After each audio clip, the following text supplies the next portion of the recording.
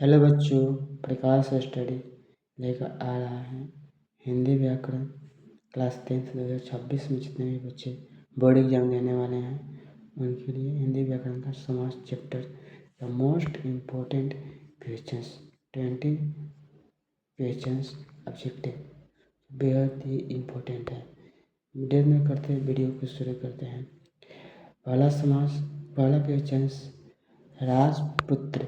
राजपुत्र में कौन सा समास है? ऑप्शन ए द्वंद्व समास, बी तत्पुरुष समास, सी कर्मधारय समास, डी बहुव्रीहि समास।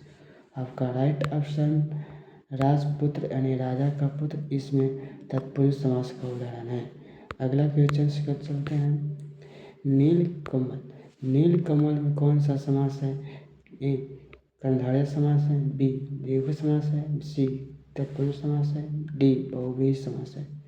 नीलकमल में यह कर्मधारय समास है। ऑप्शन ए सही है। अगला क्वेश्चन राम लक्ष्मण। राम लक्ष्मण में कौन सा समास है? राम लक्ष्मण ऑप्शन ए द्वंद्व समास, बी तत्पुरुष समास, सी कर्मधारय समास, डी अव्ययी भाव समास। राम लक्ष्मण में द्वंद्व समास है। आपका ऑप्शन ए सही है। अगला क्वेश्चन पंचवटी में कौन सा समास है? पंचवटी में कौन सा समास है? पंचवटी कौन सा? पांच वटियों का समूह। ऑप्शन ए बहुव्रीहि समास है, बी अव्ययी भाव समास है, सी द्विगु समास है, डी तत्पुरुष समास है। पंचवटी में द्विगु समास। ऑप्शन सी सही है। अगला क्वेश्चन अतिशयोक्ति में कौन सा समास है? ऑप्शन ए अव्ययी भाव समास, बी तत्पुरुष समास, सी कर्मधारय समास, डी बहुव्रीहि समास। अतिशयोक्ति में जहाँ भी अति है वहाँ अव्ययी भाव समास माना जाता है। ऑप्शन ए सही है। अगला क्वेश्चन सुनील में किस प्रकार का समास है? सुनील में किस प्रकार का समास है? सुनील में एक बहुव्रीहि समास है। ऑप्शन ए सही है। राइट ऑप्शन ए है। अगला क्वेश्चन अतिचार में कौन सा समास है? अतिचार में अव्ययी भाव समास। अतिचार अव्ययी भाव समास का उदाहरण है। ऑप्शन ए सही है। नेक्स्ट क्वेश्चन गंगा जल में कौन सा किस प्रकार का समास है? गंगा जल कहने से गंगा का जल बोध हो रहा है। गंगा का जल, इसमें कारक विभक्ति आ रहा है, इसलिए गंगा जल में तत्पुरुष समास है। ऑप्शन बी सही है। त्रिलोक किस समास का उदाहरण है? त्रिलोक में संख्या का बोध हो रहा है।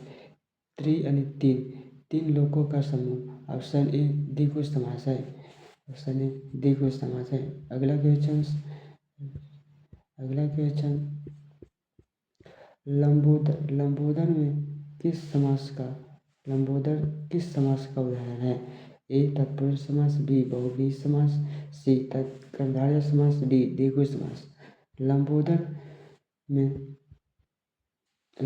करने से देवी देवताओं का बोध हो रहा है, इसलिए इसमें लंबोदर में बहुव्रीहि समास का उदाहरण है। राइट ऑप्शन बी सही है। अगला क्वेश्चन द्वारपाल में किस प्रकार का समास है? द्वारपाल किस समास का उदाहरण है? द्वारपाल में कर्मधारय समास में तत्पुरुष समास का उदाहरण है। द्वारपाल में तत्पुरुष समास का उदाहरण है। अगला क्वेश्चन समुद्र तट में किस समास का उदाहरण है? समुद्र तट कहने से समुद्र का तट यानी समुद्र तट में तत्पुरुष समास है। ऑप्शन ए सही है। राइट ऑप्शन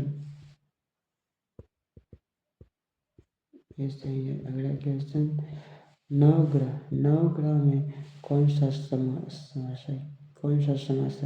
नवग्रह कहने से नौ यानी संख्या का बोध हो रहा है, इसमें द्विगु समास है। ऑप्शन बी सही है। राइट। अगला क्वेश्चन काले गोरे, काले गोरे में कौन सा समास है? काले गोरे में द्वंद्व समास है। ऑप्शन बी सही है। अगला क्वेश्चन, सप्तऋषि में किस समास का उदाहरण है? सप्त यानी सात, इसमें संख्या का बोध हो रहा है, इसलिए द्विगु समास है। ऑप्शन ए सही है। अगला क्वेश्चन, जनप्रिय यानी जनता में प्रिय, जनप्रिय में कौन सा समास है?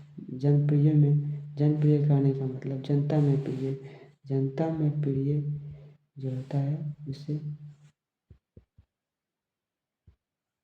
इसमें कर्मधारय समास माना जाता है।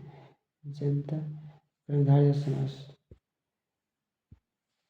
कर्मधारय समास, जनप्रिय में कर्मधारय समास का उदाहरण है। अपवाद किस प्रकार का समास है? अपवाद में तत्पुरुष समास है।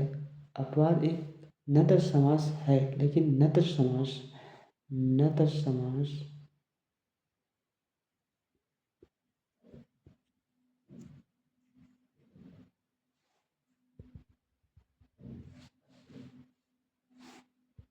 नत्र